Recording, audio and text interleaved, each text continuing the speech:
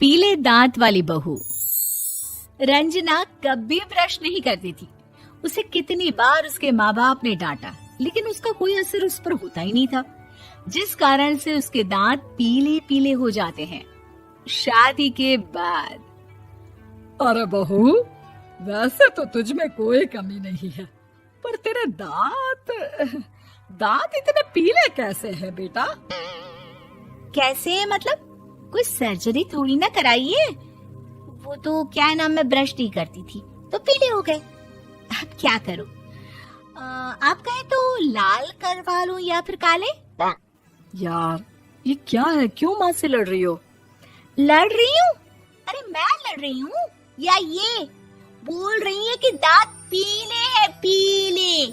अरे तपस्या थोड़ी ना की है इन्हें पीले करने के लिए। बकायदा ब्रश नहीं किया है 20 साल तक, तब जाकर। छी, कैसी बात कर रही हो? ये उस वक्त तो पीले नहीं थे जब हम लोग तुम्हें देखने आए थे। अरे तब साफ करवा लिया होगा डेंटिस्ट के पास जाकर। अब देखो कैसे पीले पीले लग रहे हैं। रंजना सास की तरफ गुस्से से देखती है। फिर शुरू हो गई पीले पीले पीले। अरे पीले तो तब भी थे जब मेरे हाथ का रसगुल्ला उड़ा उड़ा कर खा रही थी और बोल रही थी, लड़की नहीं गुणों का खजाना दे रहे भाई साहब आप। खैर, अब वो लोग करते भी तो क्या करते, पीले दांत वाली बहू पल्ले पड़ी थी तो झेलना तो था ही। एक दिन कीर्तन में रंजना गाना गा रही थी।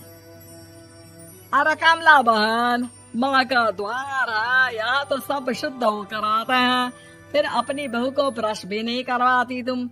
दूर से पीले पीले दांत भक्ति में बाधा उत्पन्न कर रहे हैं। अरे कोई 2 साल की बच्ची थोड़ी ना लेकर आई हूँ मैं बहू बनाकर। अच्छी खासी लड़की है, अरे कैसे करवाऊं ब्रश?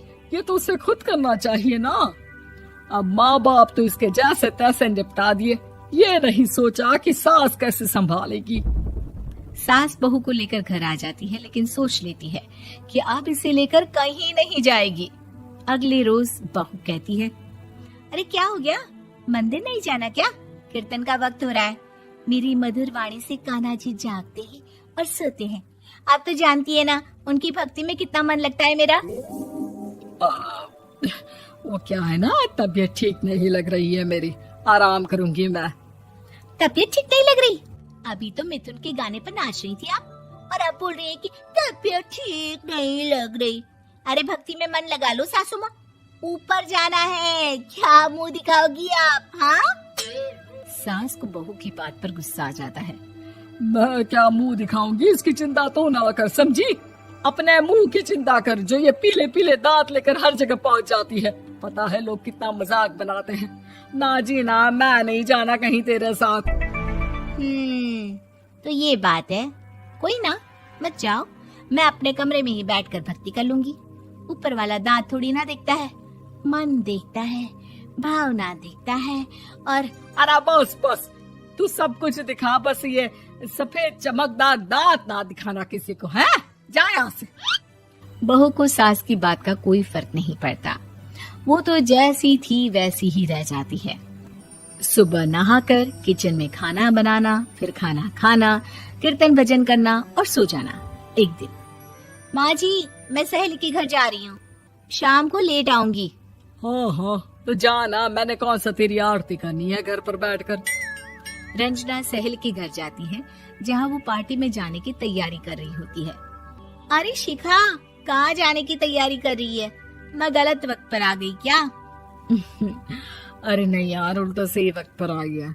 मैंने ये साड़ी और ज्वेलरी निकाली है यार, शाम को इनके ऑफिस की एक पार्टी में जाना है। बताना कैसा लग रहा है ये सब?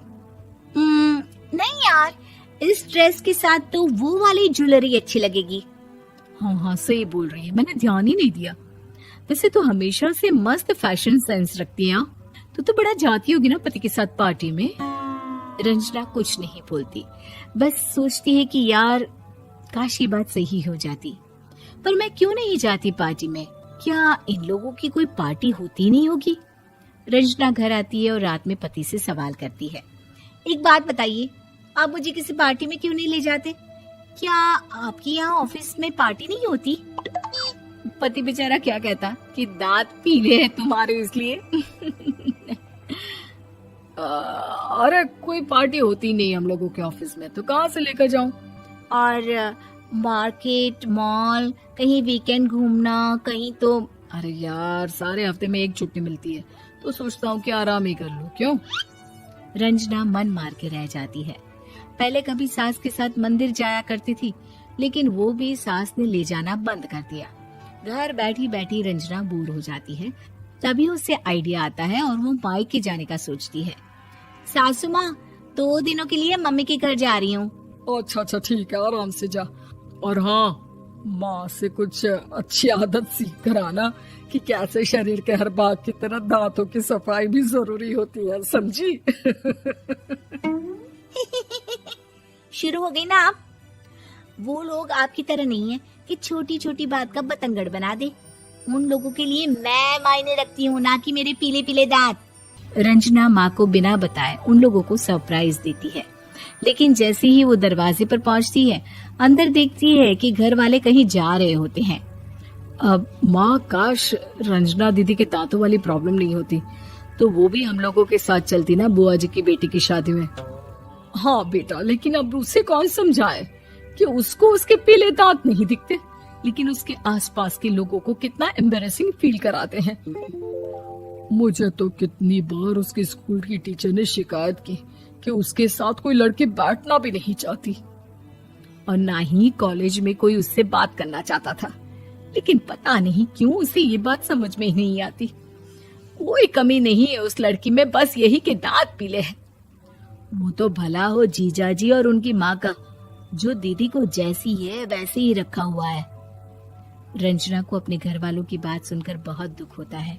वो सोचती है कि वो क्या करे, लेकिन फिर वो सीधा डेंटिस्ट के पास जाती है, अपने दांत चमकाती है और कसम खाती है कि वो रोज ब्रश करेगी। अरे क्या हो गया? तुम तो 2 दिनों के लिए गई थी ना, पर कोई ना, अच्छा है, चलो आ गई तो। रंजना सास के सामने आकर खड़ी हो जाती है और पूरी स्माइल करती है, उसके चमकदार दांतों को दिखाती हुई। हैं? चले मंदिर? माँ, मुझे माफ कर दीजिए, मैंने आप लोगों को बहुत एम्बैरेसिंग फील करवाया। मैं आज से रोज ब्रश करूंगी।